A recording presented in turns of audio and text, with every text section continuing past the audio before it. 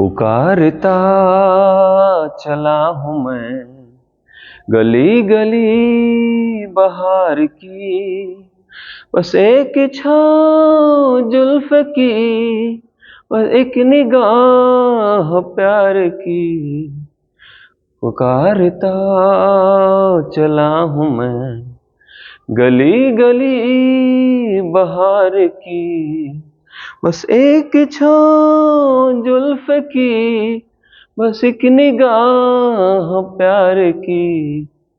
पुकारता चला हूँ मैं। गुड मॉर्निंग बच्चों, आप सभी कैसे हैं? आप सभी के बीच हम आ चुके हैं। जो आप लोगों का पहला टेस्ट हुआ था, उस टेस्ट का सॉल्यूशन करने के लिए, उसका आंसर मिलाने के लिए आप लोगों को बेसब्री से इंतजार था। इस सॉल्यूशंस का वेट कर रहे थे, फोन कर रहे थे। हमने सोचा कि जल्दी से इसका सॉल्यूशन तैयार करके आप लोगों को भेज देते हैं, ताकि आप लोग इसका आंसर मिला लीजिए। आप लोगों को पता चल जाए कि हमने जो फर्स्ट टेस्ट दिया, उस फर्स्ट टेस्ट में मुझे कितना मार्क्स आ रहा है।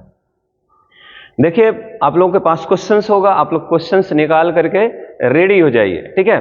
आप सामने में रख लीजिए और हम जैसे जैसे उसका आंसर मिलवाएंगे और उसका डिटेल सॉल्यूशन भी देंगे कि अगर किस क्वेश्चन का आंसर अगर ये आ रहा है तो कैसे आ रहा है। तो चलिए हम स्टार्ट करते हैं बिना समय गवाए हुए। चूंकि क्वेश्चंस की संख्या ज़्यादा है, हमको थोड़ा टाइम भी लगेगा, क्वेश्चंस पे डिस्कस भी करना होता है, इसलिए चलिए हम लोग स्टार्ट करते हैं। सबसे फर्स्ट जो हमारा क्वेश्चन है यहाँ पे, वहां से हम लोग स्टार्ट करते हैं। देखिए, फर्स्ट जो हमारा क्वेश्चन है वहां पे देखिए लिखा हुआ है, निम्नलिखित में विषमदैशिक यानी कि एनिसोट्रॉपिक दर्शाता है। विषमदैशिक, आपको मालूम है कि विषमदैशिक क्रिस्टलीय ठोस का गुण है। तो विषमदैशिक जैसे ही बोला, हम लोग के दिमाग में सीधा बात आना चाहिए कि क्रिस्टलीय ठोस की बात कर रहा है। अब हम लोग को पता कर लेना है कि जो ऑप्शंस में दिए हुए हैं उसमें भाई क्रिस्टलीय ठोस कौन सा है, ठीक है? तो चलिए हम लोग पहला जो देख रहे हैं उसका आंसर हो जाएगा बेरियम क्लोराइड। क्या है कि देखिए, पहला ऑप्शंस में जो यहाँ पे दिया हुआ है वो है कांच है, बेरियम क्लोराइड है, लकड़ी है, पेपर है। तो कांच है, लकड़ी है, पेपर है। आपको पता है कि कांच, लकड़ी, पेपर ये सभी के सभी अक्रिस्टलीय ठोस पदार्थ हैं। और हमको यहाँ पे विषमदैशिक की बात किया है, इसका मतलब हम लोग को क्रिस्टलीय ठोस की बात कर रहा था। तो हम लोग को चारों में बस क्रिस्टलीय ठोस ढूंढ लेना है। तो पहले ही आपको कॉपी में लिखाया हुआ कि कांच, पेपर, ये लकड़ी, ये सभी के सभी अक्रिस्टलीय हैं। तो बस एक ही ऑप्शन बचता है, वो है बेरियम क्लोराइड। आइए अगर हम लोग दूसरा क्वेश्चन की अगर बात करें, अंतः केंद्रित यानी कि बीसीसी परमाणु की समन्वय संख्या कितनी होती है? बीसीसी आपके कॉपी में लिखा हुआ है। बीसीसी कहते हैं किसको है? जिसमें क्रिस्टल के जो परमाणु है वो सभी कोने पर हो और पिंड के केंद्र में, बिल्कुल बीचों बीच केंद्र में एक परमाणु उपस्थित हो, वैसी संरचना को बीसीसी बोलते हैं। तो यहाँ पे हम लोग समन्वय संख्या का मतलब होता है कि एक परमाणु अपने आसपास के कितने परमाणुओं के संपर्क में है। तो जो बीच वाला परमाणु होता है ना, वो 8 कोना वाला परमाणु से सीधा सटा हुआ रहता है, इसलिए इसकी समन्वय संख्या 8 होती है। तो चलिए इसका आंसर हो जाएगा 8, ऑप्शन सी। दूसरा का आंसर हो गया सी। अब अगर हम बात करें तीसरे क्वेश्चन का, ठीक है, आप लोग मिलाते जाइएगा और जहां भी डाउट होगा वहां पे कमेंट करके बता दीजिएगा कि हाँ इसमें दिक्कत है, हम उसको फिर से एक्सप्लेन कर देंगे। तीसरा क्वेश्चन है आपके सामने में कि यदि हम जर्मेनियम के क्रिस्टल जालक में, ध्यान से सुनिएगा क्वेश्चन, यदि हम जर्मेनियम के क्रिस्टल जालक में पंच संयोजी आर्सेनिक अशुद्धि के रूप में मिलाते हैं तो जो निर्मित अर्धचालक होगा वो किस प्रकार का होगा? बहादुर, आप लोगों को बताए हैं कि यहाँ पे लिख दिया साफ साफ, पंच संयोजी आर्सेनिक मतलब आर्सेनिक की संयोजी इलेक्ट्रॉन की संख्या 5 है। आर्सेनिक वर्ग 15 का तत्व है, उसको मिलाया गया जर्मेनियम में, जर्मेनियम वर्ग 14 का तत्व है। तो वर्ग 14 वाला में वर्ग 15 वाला को अशुद्धि के रूप में मिला रहे हैं। आपको लिखा है कॉपी में कि अगर उच्च वर्ग वाले तत्वों को अशुद्धि के रूप में मिला करके कोई अर्धचालक बनाया जाता है तो वैसे अर्धचालक को बोलते हैं एन टाइप। तो यहाँ पर आंसर इसका हो जाएगा एन टाइप, ठीक है? एन टाइप हो गया, समझ में आ गया आपको? तो याद रखना, जब भी किसी अर्धचालक में उससे उच्च वर्ग वाले तत्वों को अशुद्धि के रूप में मिला करके, डोपित करके अगर कोई अर्धचालक बनाया जाता है, उसकी चालकता को बढ़ाई जाती है, तो ऐसे अर्धचालक को हम लोग एन टाइप अर्धचालक बोलते हैं। क्वेश्चन नंबर 4 है, एक्स एवं वाई तत्वों से बना एक यौगिक एक ऐसी घनीय संरचना में क्रिस्टलीकृत होता है जिसमें एक्स का परमाणु घन के कोना पर है बाई का परमाणु फलक केंद्रों पर है, तो इस यौगिक का सूत्र क्या होगा? आपको मालूम है घन के कोना कौन है? x। बाई कहां पर है? उसके सतह पर। एक घन में कितने कोने? 8। और एक कोना पर कितना हिस्सा कट के आता है? 1/8। तो सोचिए 8 गो कोना है, सब जगह पर 1/8 हिस्सा कट के आएगा, यानी कि कोना सबको मिला दिया जाए तो परमाणुओं की संख्या कितनी हो जाएगी? 1। आपको बताया हुआ है, यानी कि x कोना पर है तो x के परमाणुओं की संख्या 1 हो जाएगी। दूसरी बात, बाई के बारे में बोला है कि बाई जो है वो प्रत्येक सतह पर है, फलक केंद्र पर है। फलक मतलब सतह होता है, तो प्रत्येक सतह पर बताइए जी, एक घन में कितने सतह? 6 सतह। और एक सतह पर कट के कितना भाग आता है? आधा भाग आता है, यानी कि 6 सतह में से आधा आधा कर दीजिए, यानी कि परमाणुओं की संख्या 3 हो जाएगी। तो x कोना पर है तो उसके परमाणुओं की संख्या 1 हो गई। बाई कोना ये सतह पर है तो उसके परमाणुओं की संख्या 3 हो गई, यानी कि इस यौगिक का जो सूत्र होगा वो होगा x/3। x/3 याद रखिएगा, इसका ऑप्शन ए, चौथा का आंसर ए हो गया। अब हम बात कर ले अगले क्वेश्चन का, क्वेश्चन नंबर 5। क्वेश्चन नंबर 5 आइए, एकदम साफ साफ, एकदम हल्का सा क्वेश्चन साफ साफ लिखा हुआ है। निम्नलिखित में कौन सा बेरवादार ठोस है? बेरवादार का मतलब होता है अक्रिस्टलीय ठोस। तो आपको खाली बस चारों में से चुन लेना है। जैसे ग्रेफाइट है, ग्रेफाइट तो क्रिस्टलीय ठोस है। क्रोम एलम, ऑप्शन बी में देखो क्या लिखा है? Quartz glass. अरे ग्लास, यहीं से तो पता चल जाएगा। ग्लास शब्द जहां पे भी लिखा हुआ है समझिए ग्लास मतलब कांच होता है, और कांच जो है वो अक्रिस्टलीय के अंतर्गत आता है, इसलिए दूसरा ऑप्शन देखने का भी जरूरत नहीं, पांचवा का आंसर हो जाएगा बी। तो 5 का आंसर बी। बात करें क्वेश्चन नंबर 6 का, लिखा हुआ है इनमें से कौन क्रिस्टलीय ठोस का गुण नहीं है? क्रिस्टलीय ठोस का गुण नहीं है, ऑप्शन में है एनिसोट्रॉपिक, जिसको हम लोग विषमदैशिक बोलते हैं, आइसोट्रॉपिक, कड़ा, घना। आपको मालूम है कि जो ठोस होता है ना, खास करके क्रिस्टलीय ठोस जो होता है वो कड़ा होता है, घना भी होता है, और है ना क्या बोलते हैं, विषमदैशिक भी होता है। क्रिस्टलीय का गुण में देखिएगा उसमें लिखाया हुआ है कड़ा भी होता है, घना भी होता है, और विषमदैशिक भी होता है। इस सब का ठोस का गुण है। मेन यही से आपको पता चलेगा कि एनिसोट्रॉपिक कौन है, आइसोट्रॉपिक कौन है। एनिसोट्रॉपिक का मतलब विषमदैशिक, आइसोट्रॉपिक का मतलब समदैशिक। तो समदैशिक आपको पता है अक्रिस्टलीय ठोस का गुण है। समदैशिक अक्रिस्टलीय ठोस, समदैशिक का मतलब होता क्या है? जिसका सभी भौतिक गुण सभी दिशाओं में समान होता है, तो वो सिर्फ अक्रिस्टलीय में हो सकता है, क्रिस्टलीय में ऐसा संभव नहीं है। इसलिए क्रिस्टलीय में आपका आ जाएगा एनिसोट्रॉपिक, ये क्रिस्टलीय का गुण है। दूसरा है आइसोट्रॉपिक, कड़ा, घना। तो इसमें आइसोट्रॉपिक को छोड़ करके बाकी सब जो है वो क्रिस्टलीय के गुण को फॉलो कर रहा है, इनकी आइसोट्रॉपिक जो है वो क्रिस्टलीय का गुण नहीं है। तो छठा नंबर का आंसर हो जाएगा बी, आइसोट्रॉपिक। छठा नंबर बी हो गया।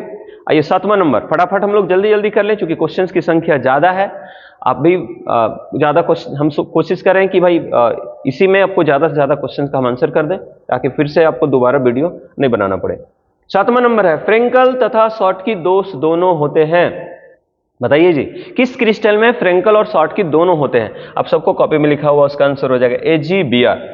7वां का आंसर हो जाएगा सी, 7 का सी हो गया, क्योंकि NaCl में सिर्फ शॉटकी होता है, KCl में सिर्फ शॉटकी होता है, AgCl में फ्रेंकल होता है, लेकिन यही एगो ऐसा क्रिस्टल है AgBr, सिल्वर ब्रोमाइड, जिसमें शॉटकी और फ्रेंकल दोनों तरह का दोष उत्पन्न होता है। आइए क्वेश्चन नंबर 8 की हम लोग बात कर लें। 8वां में कह रहा है ग्रेफाइट है। ग्रेफाइट क्या है? ग्रेफाइट एक आणविक ठोस है, सहसंयोजक ठोस है, आयनिक ठोस है, धात्विक ठोस। आपको पढ़ाए थे कि क्रिस्टलीय ठोस 4 तरह के होते हैं, लेकिन उसमें पूछ रहा है कि ग्रेफाइट के बारे में बता दीजिए। तो बताइए ग्रेफाइट किससे बना हुआ? कार्बन से। कार्बन कौन सा बंधन बनाता है? सहसंयोजक बंधन, यानी कि ग्रेफाइट जो होगा वो सहसंयोजक ठोस के अंतर्गत में आएगा, है ना, सहसंयोजक ठोस, चूंकि कार्बन का बना होता है। हीरा, ग्रेफाइट, सिलिकॉन कार्बाइड, फुलेरिन, ये सभी के सभी क्रिस्टलीय ठोस है, लेकिन सब चूंकि कार्बन से बना है इसलिए सारे के सारे सहसंयोजक क्रिस्टल के अंतर्गत आते हैं।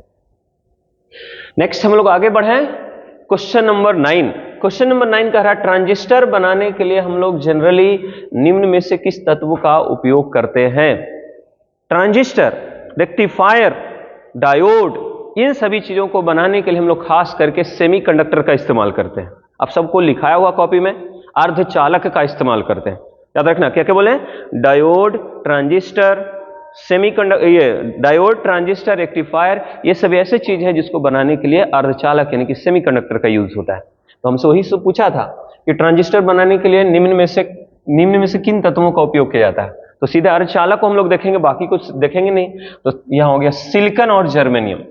सिलिकॉन और जर्मेनियम ये दोनों अर्धचालक है, सेमीकंडक्टर है, इसलिए 9 का आंसर हो जाएगा D. Question number 10। Question number 10 है सीसीपी संरचना और बीसीसी संरचना में मुक्त यानी कि रिक्त स्थान के प्रतिशत क्रमशः होते हैं। बीसीसी और कौन कौन सा दिया है? सीसीपी और बीसीसी। बता दें आपको, सीसीपी का दूसरा नाम है एफसीसी। आपको मालूम होगा, बताया है क्लास में, सीसीपी का दूसरा नाम है एफसीसी और एक पूछ रहा है बीसीसी। तो यानी कि सीधे सीधे कहा दे एफसीसी और बीसीसी संरचना में मुक्त स्थान की रिक्त स्थानों की प्रतिशत मात्रा कितनी होती है? तो बताइए जी, एफसीसी में आपको बताया है कि इसका जो 74% जो जगह होता है वो परमाणुओं के द्वारा घिरा होता है, मात्र 26% जगह खाली होता है एफसीसी। बीसीसी में 68% लगभग जगह जो परमाणु के द्वारा घिरा रहता है, मात्र 32% खाली होता है। तो सोचिए, ऑप्शन मिला लीजिए। कह रहा है सीसीपी और बीसीसी यानी कि 26 और 32 किस में आ रहा है? ऑप्शन बी हो जाएगा इसका आंसर। तो 10वां का आंसर हो गया 26% और 32%, ऑप्शन बी।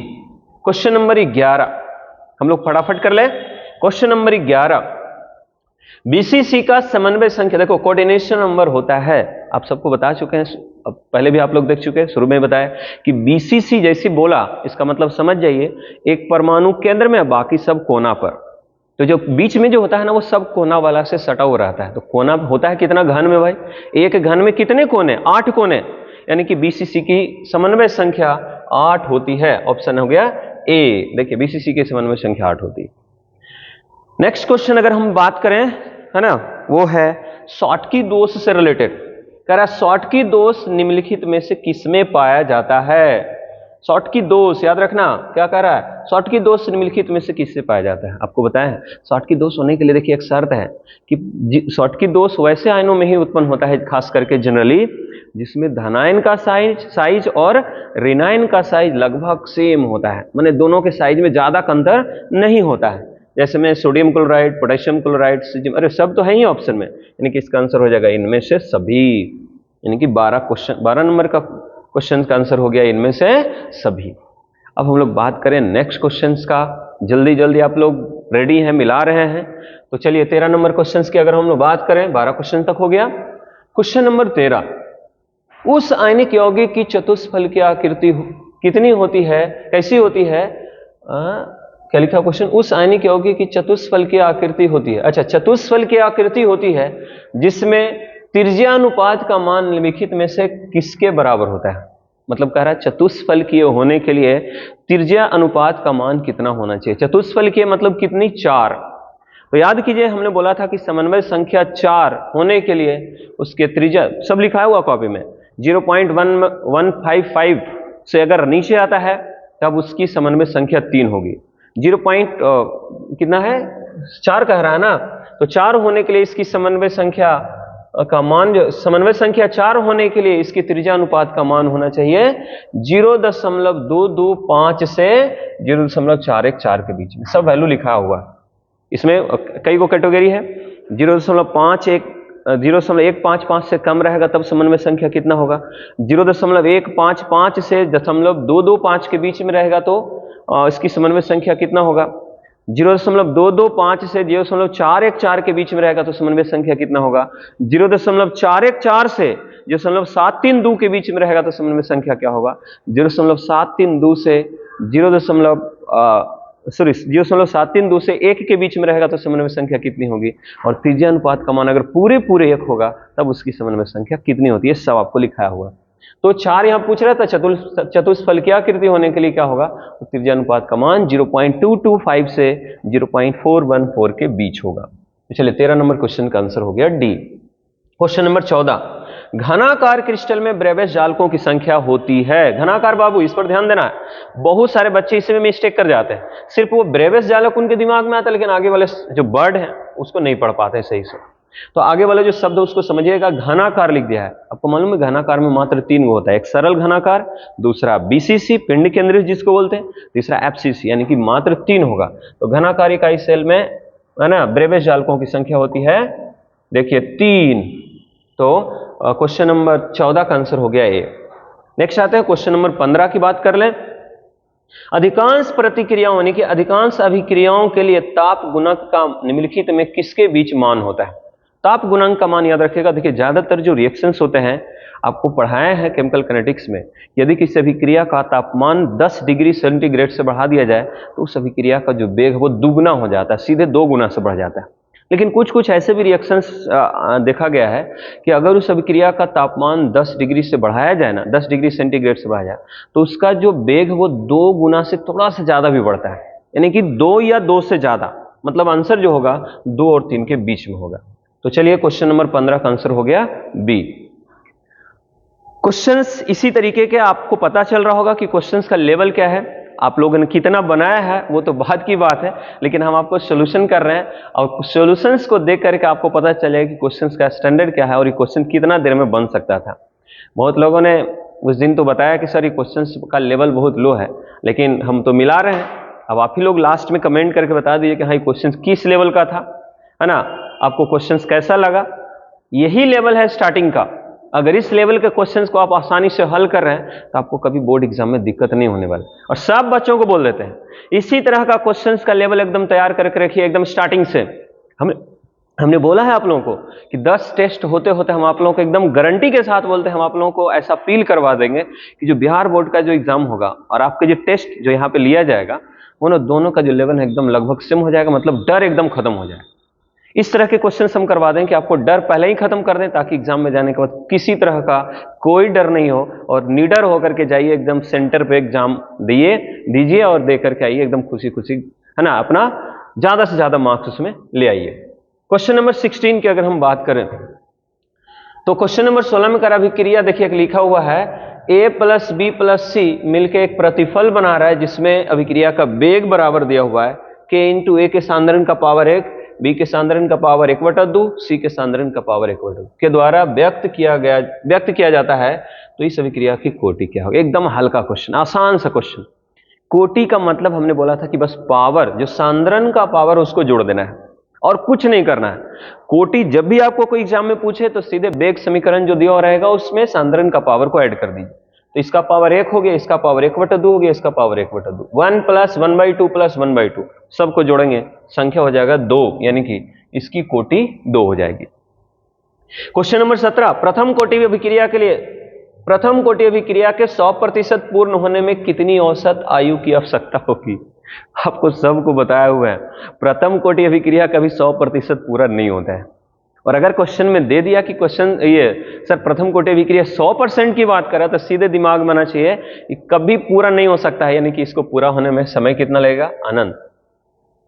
जैसे हमने बोला था ना कि अगर टंकी में पानी है ना तो टंकी में पानी, नल को जब खोलते हैं टंकी भरा हुआ रहता है ना, तो जब नल को खोलिएगा ना तब पानी का प्रेशर ज्यादा रहेगा और जैसे जैसे टंकी में पानी का लेवल घटता है ना नल का प्रेशर भी घटता चला जाता है।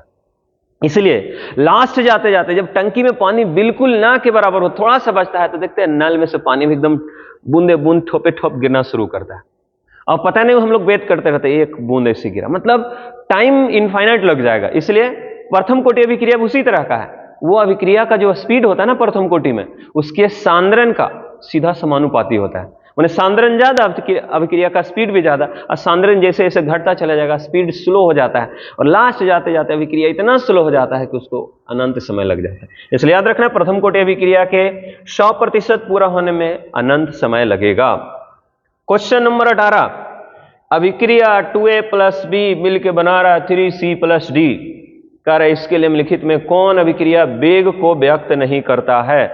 चलिए हम आपको बता दें, यहां पर लिखा हुआ देखिए 2A + B 3C + D। आपको वेग व्यंजक निकालने के लिए बताए थे कि अगर इसके सापेक्ष में वेग देखेंगे तो आपको 2 से भाग देना पड़ेगा, -dA/2dt। एकदम सही लिखा हुआ है, ये तो सही है। पूछ रहा है कौन व्यक्त नहीं करता, मतलब गलत ढूंढना है हमको, चारों में कौन गलत है वो हमको ढूंढना है। बी के बारे में बी के रेस्पेक्ट में देखेंगे तो आना चाहिए -dB/dt। देखिए -dB/dt ये तो सही है। सी के सापेक्ष देखेंगे, सी के रेस्पेक्ट में चेक करेंगे तो आना चाहिए -dC/3dt, -dC/3dt। नहीं सॉरी प्लस नहीं, प्रतिफल है, इस दोनों में प्लस होना चाहिए, लेकिन यहां पर देखिए आंसर में माइनस दे दिया इसलिए इसका आंसर यही हो जाएगा, यहीं पे माइनस दे दिया। प्लस होना चाहिए, प्रतिफल में प्लस, अभिकारक में माइनस। यहाँ देखिए ये प्लस में है डी डी बटा डी टी, वो तो सही है, यही वाले आंसर गलत था। कह रहा है कि कौन इसमें गलत है, उसको चूज करना है। ये क्वेश्चन नंबर 18 का आंसर हो गया बी। अब हम लोग आगे बढ़ते हैं क्वेश्चन नंबर 19 पे। क्वेश्चन नंबर 19 कह रहा है अभिक्रिया ए और बी के लिए अभिक्रिया का वेग 4 गुना घट जाता है। ध्यान से सुनिएगा, अभिकारक ए और बी के लिए अभिक्रिया का वेग 4 गुना घट जाता है यदि बी की सांद्रता को दुगना कर दिया जाता है। तो बताइए बी के सापेक्ष में अभिक्रिया का क्रम क्या है, क्रम मतलब कोटि क्या है। तो चलिए आपको बता दें, देखिए अभिक्रिया का वेग 4 गुना घट रहा है, इसका मतलब वेग हो गया 1/4 और सांद्रण को क्या गुना कर रहा है, दुगना। तो आपको बता देते हैं वेग हो गया 1/4 यानी कि 1/4 बराबर सांद्रण हो गया दुगना यानी कि 2 का पावर x। इसको बना लीजिएगा 1/4 बराबर 2 का पावर x, उस x का मान निकाल लीजिए कितना होगा, तो -2 निकल के आएगा। देख लीजिएगा कोटि 1/4 बराबर 2 का पावर x, उस x का वैल्यू कितना होगा, x का वैल्यू निकल के आएगा -2, यानी कि 19 का आंसर हो गया बी।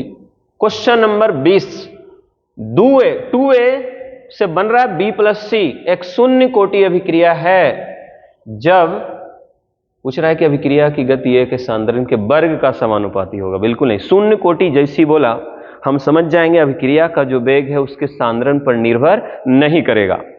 जैसे ही शून्य कोटि वाला हम समझ जाएंगे सांद्रण पर निर्भर नहीं करेगा। तो देख लेते हैं चार ऑप्शन में कौन सा है। अभिक्रिया की जो गति है वो ए के किसी भी सांद्रण पर समान रहती है, मतलब चाहे सांद्रण ज्यादा हो चाहे कम हो, अभिक्रिया का वेग हमेशा समान रहेगा, यानी कि आंसर बी हो जाएगा। क्लियर। शून्य कोटि के लिए ध्यान में रखना है अभिक्रिया का जो वेग है वो सांद्रण पर निर्भर नहीं करता अभिकारक के। तो इसका आंसर हो गया। अब आइए हम लोग नेक्स्ट देख लें 21 नंबर क्वेश्चन। किसी प्रथम कोटि की अभिक्रिया के लिए वेग स्थिरांक का मान दिया, यानी कि देखो के का मान दिया हुआ है प्रथम कोटि के लिए, ध्यान से सुना, के का मान दिया हुआ है ना, के का मान दिया हुआ है 2 गुने 2.303 गुने 10 का पावर -2 इतना पर सेकेंड। तो प्रारंभिक सांद्रण का 1/10वां भाग हो जाने में कितना समय लगेगा। तो चलिए हम लोग बात कर लें। कह रहा है कि के का मान देवल है, के का मान दिया हुआ है, तो कह रहा है उस अभिक्रिया में अभिकारक के सांद्रण को 1/10वां हिस्सा हो जाने में कितना टाइम लगेगा। आपको एक फॉर्मूला बताया याद होगा, जब के का मान देवल है तो टी का मान पूछ रहा है, तो आपको याद होगा ना, टी बराबर एक फॉर्मूला दिए थे 2.303 बटा के, मान रख दीजिएगा के का, लॉग a बटा a माइनस एक्स, तो a बटा a गुने 1/10, a बटा a गुने 1/10, इसको आप कैलकुलेट कीजिएगा तो निकल के आएगा 100 सेकेंड, है ना। k का मान देवल है, t का मान निकालना है, करना क्या है, a बटा a गुने 1/10, जो a बटा a माइनस एक्स लिखते हैं ना, a माइनस एक्स के जगह पर a यहां पर लिखा हुआ है 1/10वां भाग, यानी a गुने 1/10, ए से ए कैंसिल हो जाएगा, 10 चल जाएगा ऊपर, लॉग 10 का मान 1 होता है, सो पूरा पूरा कट जाएगा, यहाँ पे 100 सेकंड निकल के आ जाएगा। नेक्स्ट हम लोग आगे की तरफ बढ़ते हैं, अगले क्वेश्चन की तरफ। क्वेश्चन नंबर 22 है, कोई प्रथम कोटि की अभिक्रिया 30 मिनट में 90% पूरा होता है। देख लीजिए 90% पूरा होने में 30 मिनट का समय लगता है, तो 99% पूरा होने में कितना समय लगेगा। इसको बनाने का हमने 2 मेथड बताया। अगर आप शॉर्टकट मेथड से बनाना चाहते हैं तो आप देख लीजिए 90% पूरा होने में 30 मिनट लग रहा है, तो 99% पूरा होने में सीधे दुगना समय लगेगा।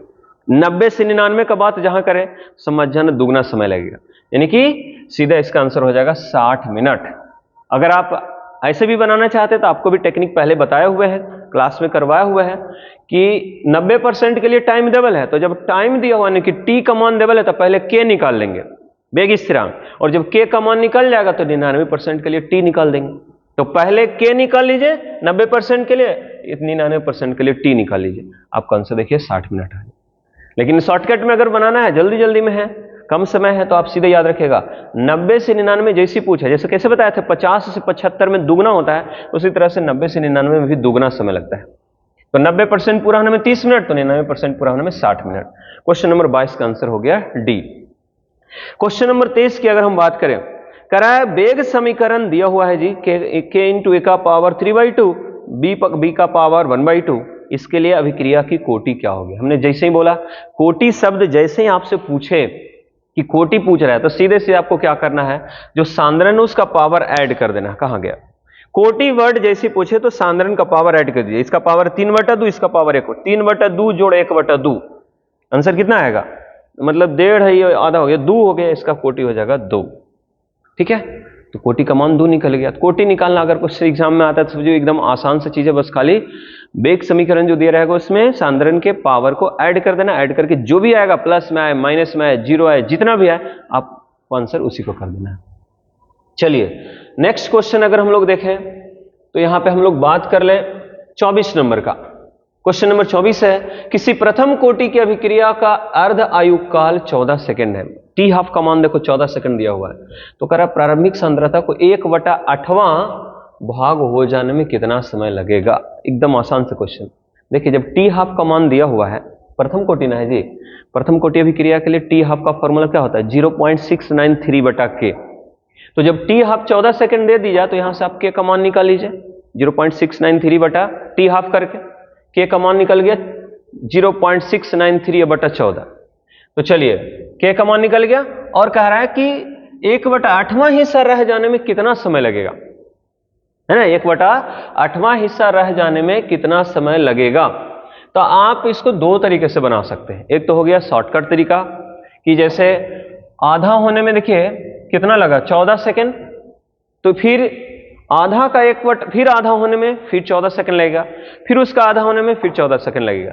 यानी कि आप अगर देखेंगे तो 14 14 14 3 टर्म में पूरा हो रहा है। पहला बार में आधा हुआ, फिर उसका आधा 1/4 हुआ, फिर उसका आधा 1/8 हुआ, तो वही पूछ रहा है। तो पहला बार में 14, फिर 14, फिर 14, 14 तो 42 सेकंड लग जाएगा आंसर। इसका आंसर हो जाएगा 42। या आप डिटेल में बनाना चाहते हैं तो उससे भी आप बना सकते हैं। टी हाफ का मान देवल है तो इससे के का मान निकाल लीजिए, और के का मान जब निकल जाए तो फिर से टी का मान निकाल दीजिए। खाली यहाँ पे 1/8वां किसे कीजिएगा, log a/a माइनस एक्स। तो a माइनस एक्स की जगह पर a गुने 1/8 कर दीजिएगा, a से कैंसिल हो जाएगा, log 8 हो जाएगा। log 8 को log 2 के पावर 3 के रूप में करके आप आराम से आंसर कर सकते हैं। चलिए क्वेश्चन नंबर 25 देखिए, आर्हेनियस का समीकरण दिया हुआ है। आप लोग ये केमिकल काइनेटिक्स का क्वेश्चन है, रासायनिक बल गतिकी का। आर्हेनियस समीकरण के लिए कह रहा है कौन सा कथन सत्य है। के के बारे में कह रहा है साम्यावस्था स्थिरांक है, बिल्कुल गलत। के जो है वो साम्यावस्था स्थिरांक नहीं है, के वेग स्थिरांक होता है। यहां गलत लिख दिया साम्यावस्था स्थिरांक। साम्यावस्था कहां से आ गई इस चैप्टर में, साम्यावस्था तो हम लोग को 11th में पढ़ना है। तो के साम्यावस्था स्थिरांक है, गलत। ए अधिशोषण गणक है, बिल्कुल गलत। ए है आर्हेनियस नियतांक।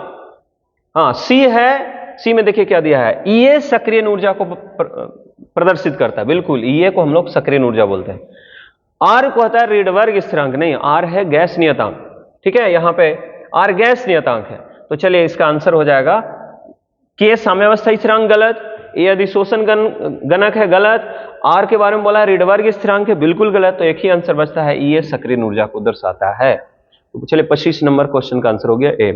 अगर हम क्वेश्चन नंबर 26 की बात कर लें, यदि किसी रासायनिक अभिक्रिया के सक्रिय ऊर्जा का मान बहुत ज्यादा है, बउआ बताइए आप लोग, सक्रिय ऊर्जा बहुत ज्यादा है। सक्रिय ऊर्जा ज्यादा का मतलब समझते हैं ना, बंधन को तोड़ना आसान काम नहीं है। बंधन तोड़ने के लिए ज्यादा एनर्जी चाहिए, इसलिए तो उत्प्रेरक भेजते हैं वो जाके सक्रिय ऊर्जा को घटाए। तो अगर सक्रिय ऊर्जा बहुत ज्यादा है तो समझ जाना बंधन जल्दी नहीं टूटने वाला है। और जब तक बंधन जल्दी नहीं टूटेगा तो अभिक्रिया जो है ना फास्ट नहीं हो सकता, स्लो हो जाएगा, यानी कि अभिक्रिया बहुत धीमी गति से हो जाएगी। 26 का आंसर सीधे बी हो जाएगा। तो याद रखना, सक्रिय ऊर्जा ज्यादा तो अभिक्रिया स्लो, सक्रिय ऊर्जा जितना कम उतना जल्दी जल्दी बंधन टूटेगा, बॉन्ड उतना जल्दी ब्रेक करेगा, अभिक्रिया उतना फास्ट होगी। अभिक्रिया को फास्ट होने के लिए सक्रिय ऊर्जा का मान कम होना चाहिए। चलिए नेक्स्ट आते हैं, है ना, क्वेश्चन नंबर 26 हो गया। उसके बाद आइए क्वेश्चन नंबर 27, प्रथम कोटि की अभिक्रिया के लिए वेग स्थिरांक का मात्रक क्या होता है, इकाई क्या होती है। अरे ये तो एकदम यूनिवर्सल है, कोई कोटि हो, प्रथम कोटि हो, शून्य कोटि हो, दूसरे कोटि हो, वेग स्थिरांक को कोटि से मतलब नहीं है, एकदम सीधा सीधा याद कर लीजिए।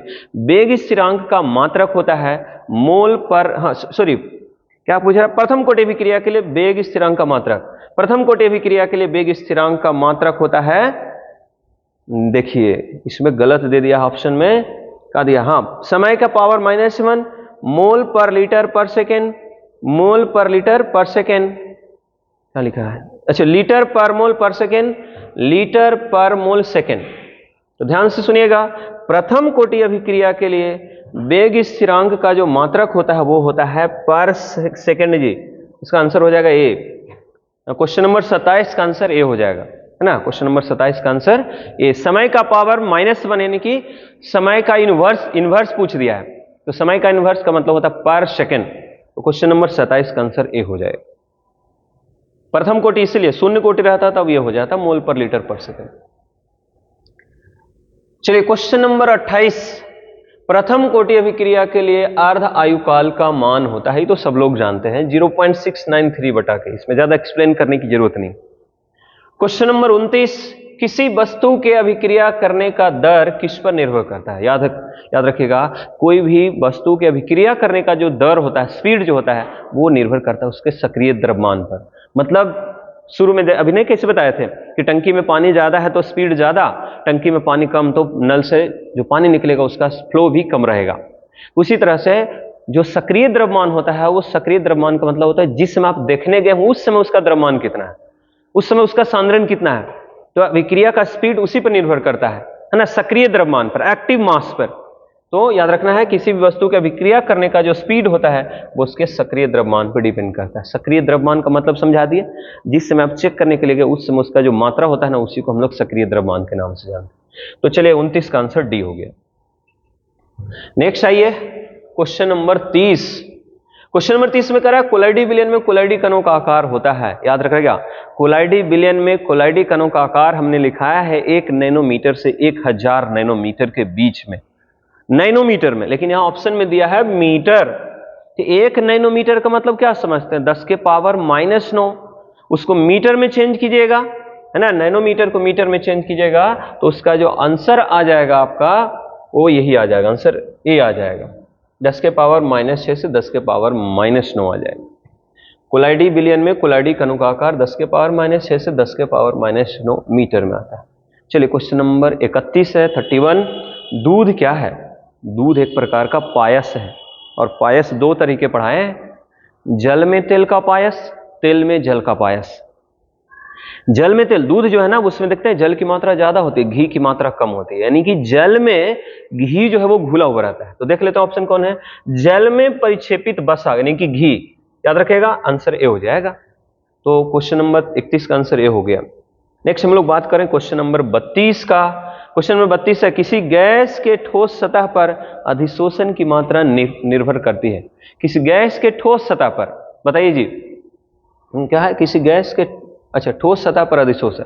कोई गैस जाके ठोस की सतह पर चिपक रहा है, तो ये गैस की जो मात्रा वो किस पर डिपेंड करेगा? कितना ज्यादा मात्रा में चिपकेगा, कितना कम मात्रा में चिपकेगा, ये कौन कौन से बात पर निर्भर करता है? तो वो ताप पर भी निर्भर करता है। टेम्परेचर अगर ज्यादा रहेगा ना तो गैस ज्यादा नहीं चिपकेगा, गैस उड़ जाएगा, और तो इस पर भी डिपेंड करता है। प्रेशर पे डिपेंड करता है, अगर प्रेशर दीजिएगा तो गैस ज्यादा चिपकेगा, टेम्परेचर बढ़ाइएगा गैस कम चिपकेगा, प्रेशर बढ़ाइएगा गैस ज्यादा चिपकेगा।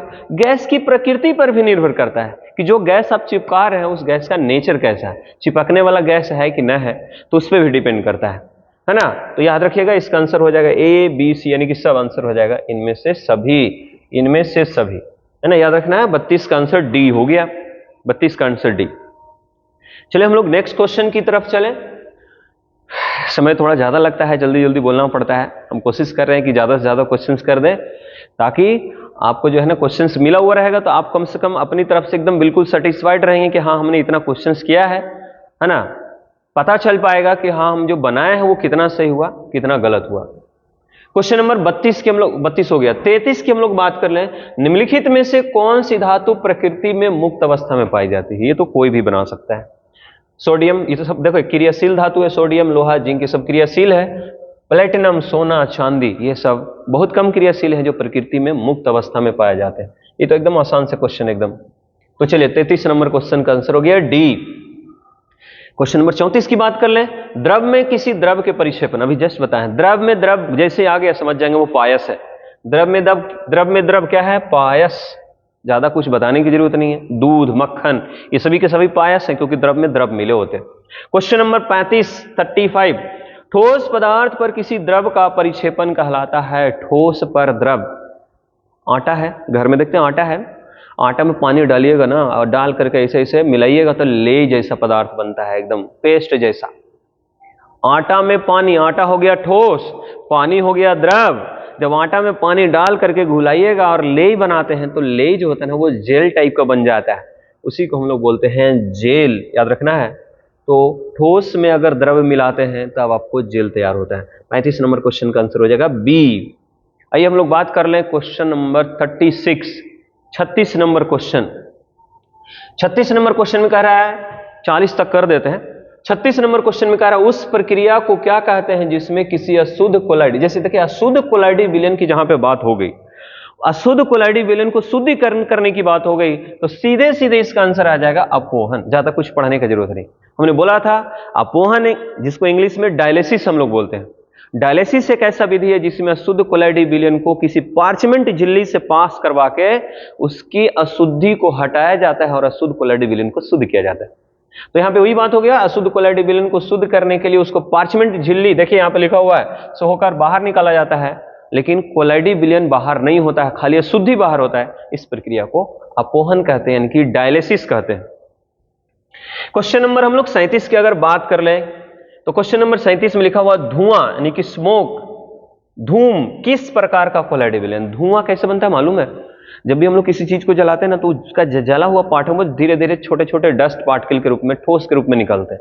अब सोचिए बाहर में गैस फैला हुआ है और उसमें ठोस मिल जाएगा, तो गैस और ठोस मिल करके एक कोलाइडी विलयन बनाता है जिसको हम लोग धुआं बोलते हैं। गैस में ठोस, देख लो खोज करके देख लो कहां पे है गैस में ठोस। इसमें ठोस में गैस है, गैस में द्रव है, द्रव में गैस है, गैस में ठोस। आंसर हो जाएगा इसका डी। तो 37 नंबर क्वेश्चन का आंसर डी हो गया। आ जाओ क्वेश्चन नंबर 38, किसी अभिक्रिया में उत्प्रेरक। अरे उत्प्रेरक का क्या काम है? उत्प्रेरक समझते हैं ना आप लोग, झगड़ा लगाने वाला लेकिन खुद झगड़ा में भाग नहीं लेने वाला। इसका काम है रिएक्शन करवाएगा लेकिन खुद रिएक्शन में भाग नहीं लेगा। तो आइए जरा हम लोग देख लें कि इसमें उत्प्रेरक का कितना बड़ा रोल होता है। उत्प्रेरक क्या करता है किसी रिएक्शंस में जाके? तो उत्प्रेरक का बहुत इंपॉर्टेंट रोल होता है। जब कोई रिएक्शन स्लो चल रहा है ना, उसको फास्ट कराने का भी काम करता है। कभी कभी होता है कोई रिएक्शन फास्ट चल रहा है, उसको स्लो करने का भी काम करता है। मतलब इसका काम है रिएक्शंस को कंट्रोल करना, जो रिएक्शन नहीं हो रहा है उस रिएक्शंस को करवाना। तो चलिए क्वेश्चन नंबर हम लोग बात कर ले। क्वेश्चन नंबर 35 कितना 36 तक देख रहे थे ना, 37 हो गया, 38 की हम लोग बात करते हैं। देखो किसी अभिक्रिया में उत्प्रेरक का क्या काम है? तो देखो ऑप्शन में दिया अभिक्रिया के वेग को परिवर्तित करता है, बिल्कुल सही बात। उत्प्रेरक का काम है वेग को चेंज करना। सक्रिय ऊर्जा को घटाता है, ये भी सही है, सक्रिय ऊर्जा को घटाता भी है। अभिक्रिया के अंत में रासायनिक दृष्टिकोण से अपरिवर्तित रहता है। हमने बोला था कि मार खाई वाला नहीं है। जो कैटलिस्ट जो होता है, उत्प्रेरक जो होता है, वो झगड़ा लगा के निकल लेता है, मतलब वो लास्ट तक उसका माथा उतना नहीं फूटता है। झगड़ा करवा दिया निकल लिया, मतलब आप परिवर्तित रहा, जैसे गया था वैसे वहां से वापस आ जाता है। तो आप परिवर्तित भी रहता है, यानी कि सक्रिय ऊर्जा को घटाता भी है, आप परिवर्तित भी रहता है, अभिक्रिया के वेग को भी चेंज कर सकते हैं। यानी कि आंसर हो जाएगा इनमें से सभी। इसका आंसर डी हो जाएगा। डी नेक्स्ट देख लीजिए, ये आंसर हो गया डी। क्वेश्चन नंबर 38 का आंसर हो गया डी। क्वेश्चन नंबर 39 की अगर बात करें, ठीक है, क्वेश्चन नंबर 39 की बात करें तो है किस प्रकार की धातुएं प्रभावी उत्प्रेरक बनाती हैं? प्रभावी उत्प्रेरक मतलब ज्यादातर उत्प्रेरक के रूप में हम लोग किस तरह के धातुओं का इस्तेमाल करते हैं? अब सबको पता है धातु उत्प्रेरक के रूप में ज्यादातर डी ब्लॉक के तत्वों का इस्तेमाल किया जाता है, जिसको हम लोग संक्रमण धातु बोलते हैं। डी ब्लॉक याद रखना है, जितना भी ज्यादातर उत्प्रेरक आप देखेंगे वो ज्यादातर डी ब्लॉक होते हैं, क्योंकि डी ब्लॉक के जो धातु होते हैं जिसको हम लोग संक्रमण तत्व बोलते हैं, उसका डी ऑर्बिटल खाली रहने की वजह से ना उसमें एक विशेष तरह का गुण प्रदर्शित करने का क्षमता होता है। इलेक्ट्रॉन डी ऑर्बिटल में इधर से उधर जंप करता रहता है, इसीलिए उसको संक्रमण तत्व बोलते हैं। तो याद रखना है किस प्रकार की धातुएं प्रभावी उत्प्रेरक का काम करती है, तो वह है संक्रमण धातुएं।